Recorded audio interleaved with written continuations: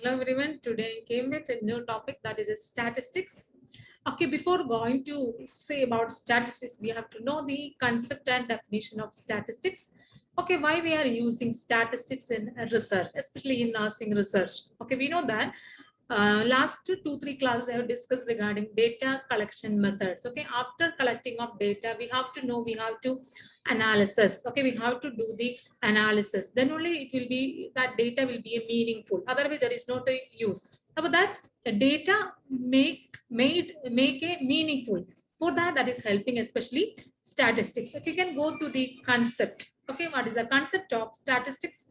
It is to organize, interpret, and communicate numeric information. Statistics is helping for the organize the data and interpret the data and communicate in a numerical information. And it is needed. Logical thinking is required more than mathematical ability. Okay, and statistics is needed. Logical thinking is also. And next you can see the word statistics come from Italian word statista. It means statement. Okay, it's come from Italian word statista, that means statement, and a German word statistics. It means political state. Okay, it is a science of learning from numbers and data. That is a one definition of statistics. It is a science of learning from numbers and data. And next one is it is a science of collecting, classifying, analyzing, and interpreting data. Okay, and another definition is it is a science of collecting, classifying, interpreting, and analyzing in the data. Okay, next you can see another definition. It is a branch of mathematics, deals with the collection, analysis, interpretation, and presentation of masses of numerical data. Okay, this is also helping. It is a branch of mathematics, deals with the collection, analysis, interpretation, and presentation of masses of numerical data. And another definition, it is a collection, presentation, analysis, interpretation of numerical data. And one more definition also is here. It is the science and art of dealing with figures and facts. Okay, next you can see what is the use of statistics in research. Okay, already in introduction I said that in a statistics helping for the data becoming meaningful. Okay, you can see that to make the raw data meaningful and to test null hypothesis and to test the statistical significance of the data. Now we can able to find out the significance of the data and to draw the inferences and make the generalizations. Okay, estimate the parameters, make decision based on data, make prediction we can able to do, and it helps the comparison also. Okay, next is biostatistics. Okay, what is biostatistics? Okay, biostatistics is a branch of statistics. It is applied to the biological or medical science. And when the statistics applied to the biology or medical science, that is considering as a biostatistics. Biostatistics is also called as biometry. Okay, next you can see statistics. Okay, already we are discussed, we are dealing in the numerical data. So we have to know what is data. Okay, data are defined as a factors known or assumed as fact, making the basis of reasoning or calculation. Okay, data that is based on the our calculations. Okay, data that is a two types of data are there, quantitative and qualitative data. Okay, quantitative data deal with the numbers and things you can measure objectively. Okay, we can able to measure objective, that is considering as a quantitative data. Okay, quantitative data we can able to measure in numbers. Okay, example, height, weight, length, temperature, volume, okay, blood pressures, sugar, that we can able to measure in a numerical numerics. Okay, that is considering as a quantitative data.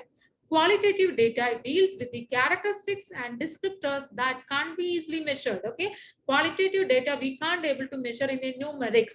Okay, that time that is we can observe by object subjectively only. Example, smell, colors, okay, taste, okay, that we can't able to measure in a numerical way. But that type of data we are considering as a qualitative data. Okay, next you can see quantitative data are different data. Okay, there are two types of quantitative data are there, continuous data and discrete data. Okay, first we are discussing regarding discrete data. Okay, discrete data we can't able to divide, they have the fixed number only. Example, the children, number of children in the family. Okay, number of children in the family, we can't able to write 1.5, 2.5, 3.5. We can't able to write in a fixed number 1, 2, 3, 4, 5. Okay, and next you can see number of months. Okay, we can't able to write 1.5 month, 1.6 month, and we are writing 1 to 6 like this. We can able to write, and number of language they knows. Okay, we can able to write the name of the language only. Okay, next you can see continuous data. Continuous data we can able to divide. Continuous data we can able to divide. Okay, in a different level. Example, height. Okay, height we can able to write in a 120 centimeter to 130, 1 to 32, 140, 140 to 150, like this we can able to divide.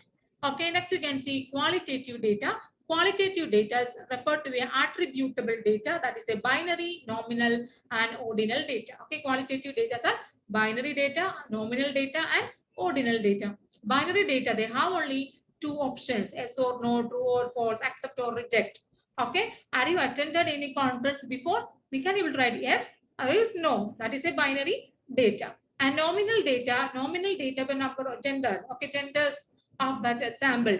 Okay, we are mentioning that is can able to write the nominal data. That is not in a, we are not mentioning in a order way and categorize. We are not doing. Okay, next is ordinal data. That we are writing in a order manners. Okay, that's a short, medium, and tall, and small, medium, average, like this. Okay. And next you can see scales of measurements. Okay, scales of measurement is the process of assigning numbers or label to object, person, states, or even in accordance with the specific rule to represent quantitative or qualitative of attributes. We do not measure specific object, person, etc. We measure attribute or features that define them. Okay, you can see that first one is nominal scale, ordinal scale, interval scale, and ratio scale. These are the scales of measurement. Nominal scale, and we can able to use ordinal scale, interval scale, and ratio scale. Okay, nominal scale you can see in a categorical, nominal and ordinal, and numerical and interval and ratio scale. You can see that nominal measures, already we said that the lowest level of measurement also referred as a categorical data. Okay, you can see it is represent characteristic, example, gender, language, okay, locality. We are writing in that word. Okay, that is numerical values may given but do not have any mathematical meaning. Okay, the numerical values if you are given means there is no mathematical meaning in this nominal measurements. Okay, next is ordinal measurement. It's a second level in which scores are given such a manner as the number increases, the status condition increases, or upgrades. Increase or upgrades. Okay, we are mentioned that is in an ordinal way. That is an lowest level to highest level. Order way we are mentioned here. Ordinal measurement. Next is interval measurement. Interval scale has the characteristics of an ordinal scale. Okay, characteristics of an ordinal scale. The characteristics of interval scale में हमको represent कर सकते हैं. Example, you can see the room temperature. Okay, -20 to -10, -10 to 0, 0 to 10, 10 to 20. Okay, interval we are mentioned. And next is ratio measurement.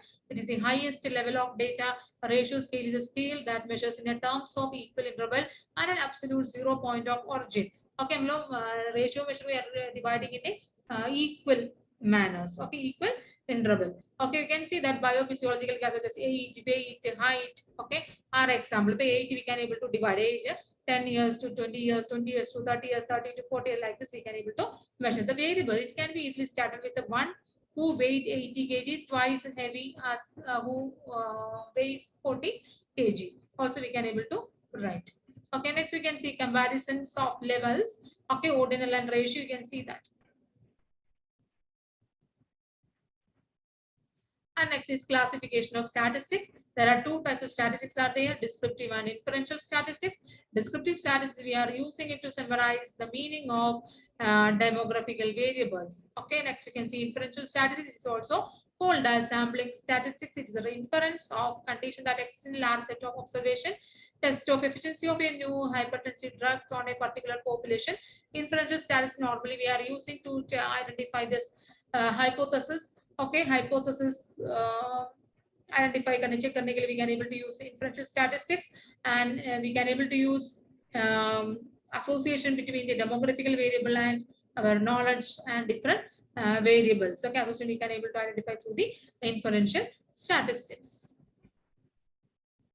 You can see that descriptive statistics is classified as the following: frequency distribution and graphical representation. Okay, we can descriptive stats we are using in the different way. Okay, in that we are using frequency distribution and measures of center tendency, mean, median, mode, and measures of dispersion, measures of relationship. These are the things we are using in a descriptive statistics. Okay, frequency distribution and graphical representation also we are using in the descriptive statistics.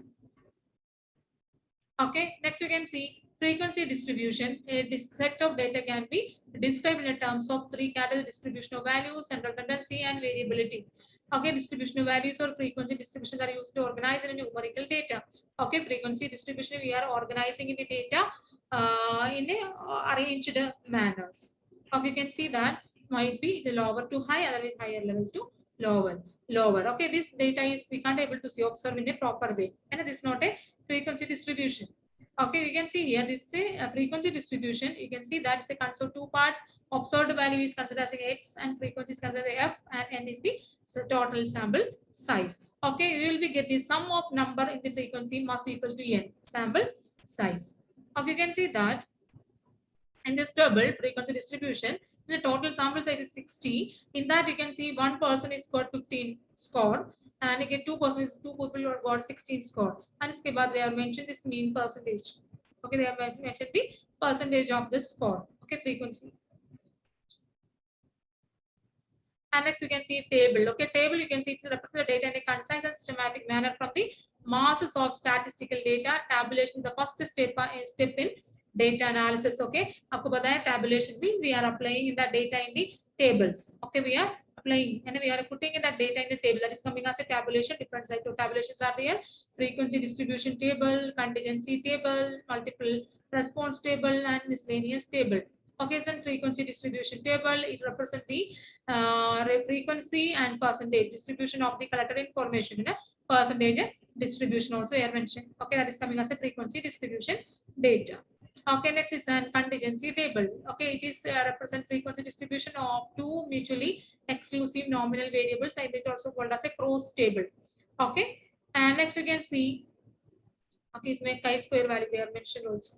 Okay, and next you can see multiple response, which is used to represent data that are neither exclusive or nor exhaustive. It is used when f exceeds n. It is made to present to the percentage distribution. Okay, next you can see miscellaneous table. Other table also we are using in the research. Okay, that is a mean, median, and mode, and standard deviation, etc. And next you can see graphical representation of data, how we can able to represent this data in the graphical forms. Okay, you can see that first graphical data, graphical representation is bar diagram. It is useful in displaying nominal or ordinal data. It shows the visual comparison of magnitude of a variable and its frequency.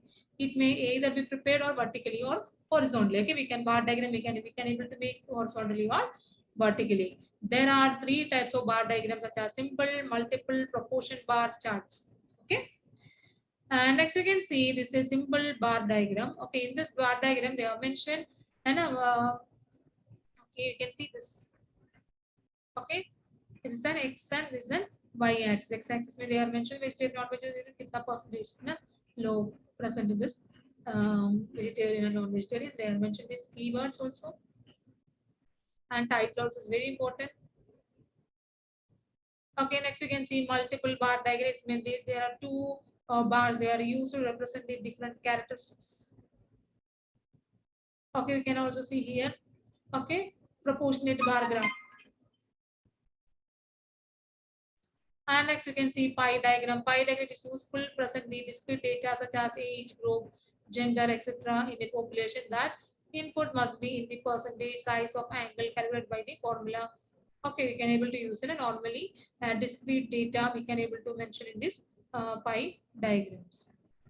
Okay, next is histogram. Histogram we are using commonly used in a graphical representation of grouped frequency, and the different classes in the x-axis and they represent the respective frequency on y-axis. Frequency of each group forms a column or rectangle. Okay, this is an histogram. Okay, next is frequency polygon. It is the curve obtained by joining middle topo point of rectangle in a histogram by straight line. Okay, polygon they are using in the straight line, the middle point of the histogram. Okay, this is a polygon. Okay, next is line graph. Okay, this is a frequency polygon that are depositing by lines. Okay, this is representing by the as a line graph, otherwise linear graph. Okay, next you can see cumulative frequency curve. It is the representation of cumulative frequency for statistical response. Okay, you can see here this one. Okay, next is scattered or dotted diagrams. It is a graphical representation, shows the nature of correlation between the two variables. Okay, it's a scattered diagram. Okay, next is pictogram. Okay, and map diagram. Pictogram, we are using pictures, and bar map diagrams. Okay, we are mentioning in this map and a geographical distribution of frequencies. Okay, limitation of it is confusing and it represents only quantitative data. It gets only on one aspect or limited cases. It can represent only approximate value. Okay, this unit we have discussed regarding what is the statistics, what is the use of statistics, what are the types of statistics, and what are the types of data, what is the level of measurements, and what is the different types of graphs we are discussed in this unit. I hope everyone understood this unit. Thank you everyone. We will meet you soon.